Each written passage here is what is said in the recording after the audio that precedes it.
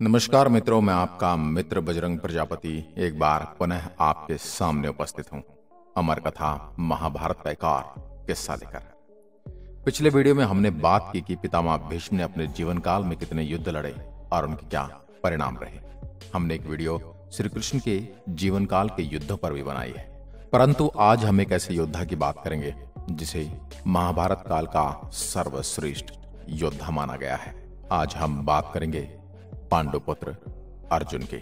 बहुत सारे लोग ऐसे होंगे जो सूर्यपुत्र कर्ण को देखकर अर्जुन की हमेशा बुराई करते हैं, परंतु आज मैं अर्जुन से जुड़े उन रहस्यों से पर्दा उठाऊंगा जिनमें आपको पता लगेगा कि अर्जुन कितना महान योद्धा था और कब कब उस युद्ध में हार का सामना करना पड़ा और किस किस तरह के योद्धाओं को हरा कर वह सर्वश्रेष्ठ कहलाया। तो चलिए शुरू करते हैं वीडियो।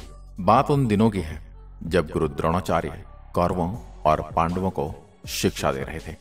गुरु द्रोणाचार्य ने कौरवों और पांडवों की परीक्षा लेने के लिए एक मगरमच्छ के मुंह में अपना पैर फंसा दिया और अपनी सहायता के लिए अपने शिष्यों को चिल्लाने लगे। एक अर्जुन को छोड़कर बाकी सभी शिष्य वहां से भाग गए।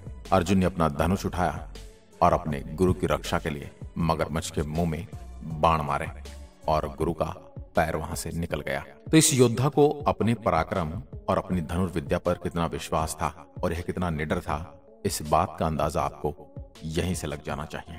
इसके बाद एक प्रसंग और उनके गुरुकुल का ही है, जब गुरु द्रोणाचार्य ने बाकी शिष्यों से कहा कि पेड़ पर बैठी चिड़िया की आंख का निशाना लगाना है, तो बाकी शिष्यों को चिड़िया की आंख के सिवा बहुत कुछ दिखाई दे रहा था, परंतु अर्जुन को अपने लक्ष्य के अलावा कुछ और दिखाई ही नहीं दे रहा था।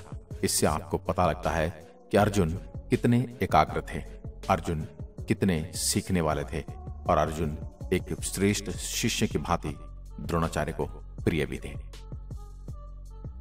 इसके बाद गुरु द्रोणाचार्य की शिक्षा संपन्न होने के बाद गुरु द्रोणाचार्य ने अपनी गुरु दक्षिणा में पांडवों और कौरवों से द्रुपद को बंदी बनाकर लाने के लिए कहा। इस पर दुर्योधन ने पहले जाने का आग्रह किया और वह अपने मित्र कर्ण और बाकी सेना को लेकर पांचाल देश पर चढ़ाई कर देता है, लेकिन उसको हार का सामना करना पड़ता है। उनके मित्र अंगराज कर्ण भी उसी सेना में शामिल थे जिस सेना को हार का मुंह देखना पड़ा। राजा द्रुपद ने कौरवों की पूरी सेना को कर्ण सहित हरा दिया। उसके बाद पांचों पांडव युद्ध के मैदान में उतरते हैं और अर्जुन पांचाल नरेश द्रुपद को बंदी बनाकर लाते हैं। यहां से अर्जुन के वास्तविक जीवन के युद्धों का शुरुआत होती है। इसके बाद कौरवों द्वारा एक षड्यंत्र रचा जाता है जिसमें पांडवों को लाक्षागृह में जलाकर मारने की प्लानिंग की जाती है, लेकिन इस षड्यंत्र से पांडव बचकर निकल जाते हैं और इस षड्यंत्र के बाद एक बार फिर पांडव दुनिया के सामने तब आए जब वो द्रौपदी के स्वयंवर में पहुंचते हैं।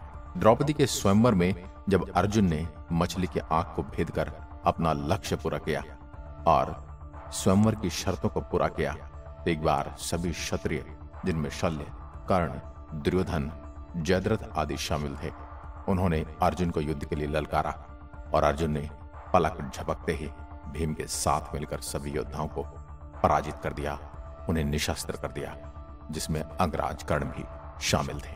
इसके उपरांत पांडवों द्वारा एक अलग राजधानी बसाई जाती है और हस्तिनापुर राज्य का विभाजन हो जाता है, जिसके बाद कौरवों और पांडवों के बीच एक द्यूत क्रीड़ा होती है, जिस द्यूत क्रीड़ा के शर्तानुसार पांडवों को हारने के बाद वनवास जाना पड़ता है और इसी वनवास के दौरान दुर्योधन और अंगराज कर्ण मिलकर पांडवों का मजाक उड़ाने के लिए उनके समीप ही डेरा डाल देते हैं और वहां पर गंधर्वों कन्याओं के साथ छेड़खानी करते हैं। इसमें गंधर्व दुर्योधन और दुशासन को बंदी बना लेते हैं और अंगराज कर्ण वहां से पलायन कर जाते हैं।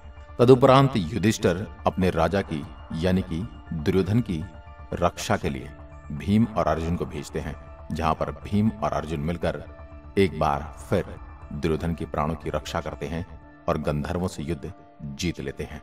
इसके उपरांत इसी वनवास काल के दौरान अर्जुन दिव्यास्त्रों की खोज में भगवान शिव की आराधना करते हैं और भगवान शिव उनके सामने प्रकट भी होते हैं, तो एक भील के रूप में, जबकि एक शूकर अर्जुन की तरफ बड़े ही भयंकर रूप से आगे बढ़ रहा होता है और अर्जुन पर आक्रमण करने की कोशिश करता है। जैसे अर्जुन अपने तुनीर से तीर निकालकर शूकर पर वार करते हैं, उसी समय एक और तीर शूकर की गर्दन में आकर लगता है, जिसे भगवान शिव ने मारा था। इसके उपरांत अर्जुन और भगवान शिव एक दूसरे को ये कहते हैं कि इस पर मेरा अधिकार है, क्योंकि मेरा बाण शुक्र को पहले लगा था। इस पर अर्जुन कहते हैं कि मेरे से अधिक तेज बाण या तो महादेव चला सकते हैं, या स्वयं इंद्रदेव चला सकते हैं, या फिर गुरु द्रोणाचार्य। तो इसीलिए मैं आपसे जानना चाहता हूं कि आप इन तीनों में से कौन है, और अगर आप नहीं हैं तो मैं आपसे युद्ध करना चाहूंगा। इसके उपरांत भगवान शिव और अर्जुन के बीच युद्ध होता है, और भगवान शिव उसकी युद्ध कला से प्रसन्न होकर उसे पशुपतास्त्र देते हैं। और उसके उपरांत अर्जुन दिव्यास्त्रों की खोज में स्वर्ग लोक चले जाते हैं। स्वर्ग लोक में जब अर्जुन अपनी शिक्षा ग्रहण कर वहां से लौटने को होते हैं, उसके उपरांत देवराज इंद्र ने अर्जुन से गुरु दक्षिणा में यह मांगा कि निवात कवच नाम का एक दैत्य मुझे बड़ा परेशान करता है, तो मैं उसको पराजित करना, यही मेरी गुरु दक्षिणा होगी। और अर्जुन निवात कवच योद्धाओं को पराजित करते हैं, जिनकी नगरी देवराज इंद्र की नगरी से भी सुंदर और व्यवस्थित थी। इसके उपरांत अर्जुन अपने वनवास में लौट आते हैं और 1 साल का अज्ञातवास के लिए विराट नगर में शरण लेते हैं। इसके उपरांत अर्जुन ने 1 साल ब्रह्मला के रूप में विराट नगर में बिताया, और विराट नगर पर एक बार फिर दुर्योधन, कर्ण, पितामह भीष्म, द्रोणाचार्य, कृपाचार्य और अश्वत्थामा मिलकर आक्रमण करते हैं और वहां के गौधन को हाँक कर ले जाने की चेष्टा करते हैं। अपने मालिक यानी कि विराट नगर के राजा की रक्षा के लिए अर्जुन एक बार मैदान में फिर से आते हैं, और इस बार भी अर्जुन विजयी घोषित होते हैं।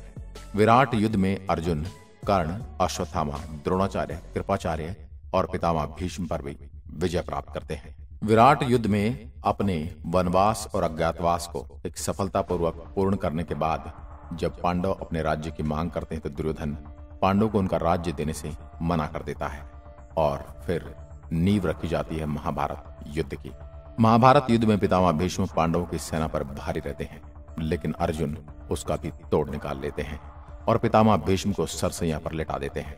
उसके बाद अर्जुन संशप्तक सेनाओं के साथ उनके सेनापतियों का भी वध करते हैं, और इसी दौरान उनके पुत्र अभिमन्यु की मृत्यु चक्रव्यूह में हो जाती है। उसके उपरांत अर्जुन प्रण लेते हैं कि अगर मैं कल का सूर्यास्त होने से पहले जयद्रथ का वध नहीं कर पाया तो मैं आत्मदाह कर लूंगा। इस युद्ध के दौरान अनेक कौरव वीर अर्जुन के मार्ग में आए, लेकिन अर्जुन ने सबको हराते हुए अंत में जयद्रथ का वध कर दिया। इसके बाद कौरवों के सेनापति कर्ण को बनाया गया, क्योंकि पितामह भीष्म और गुरु द्रोणाचार्य की मृत्यु हो चुकी थी। एक बार फिर से 2 चिर प्रतिद्वंदी आमने सामने थे। अंगराज कर्ण की शक्ति घटोत्कच पर प्रयोग हो चुकी थी, इसलिए अंगराज कर्ण के पास अपनी अमोघ शक्ति का हथियार नहीं था। उनके कवच कुंडल इंद्र द्वारा ले लिए गए थे, लेकिन इसी समय पर यह बात भी ध्यान में रखने योग्य है कि अर्जुन के पास न तो कोई दिव्य कवच कुंडल थे और न ही उनके पास कोई अमोघ शक्ति थी, और दिव्यास्त्रों का प्रयोग उन्होंने इस युद्ध में किया ही नहीं। अंत में उन्होंने अपने चिर प्रतिद्वंदी कर्ण को भी मृत्यु का ग्रास बनाया और अंत में युद्ध में विजयी हुए। महाभारत युद्ध के उपरांत मौसल का युद्ध यदुवंशियों के विनाश का कारण बना।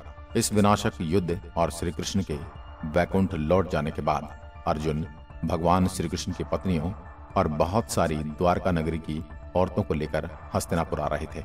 मार्ग में उन्हें गंधर्वों या लुटेरों द्वारा घेर लिया गया। उस वक्त अर्जुन अपने धनुष को उठा तक नहीं पाए और अपनी दिव्य शक्तियों का इस्तेमाल नहीं कर पाए, और इस युद्ध में अर्जुन को पराजय का मुंह देखना पड़ा। इससे पहले एक और युद्ध हुआ था जिसमें अर्जुन बब्रुवाहन के द्वारा पराजित हुए थे। इस युद्ध में अश्वमेघ यज्ञ के दौरान उनका घोड़ा जब बब्रुवाहन के राज्य में प्रवेश किया तो बब्रुवाहन ने उनके रथ के घोड़े को पकड़ लिया था, और इस दौरान अर्जुन और बब्रुवाहन के बीच भयानक युद्ध हुआ। लेकिन बब्रुवाहन ने अर्जुन को मूर्छित अथवा कई कथाओं में कहा जाता है कि मौत के घाट उतार दिया था।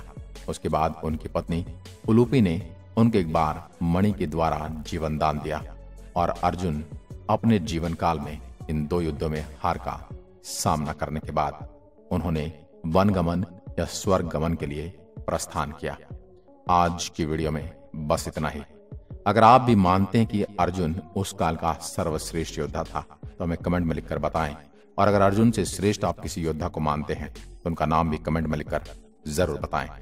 धन्यवाद।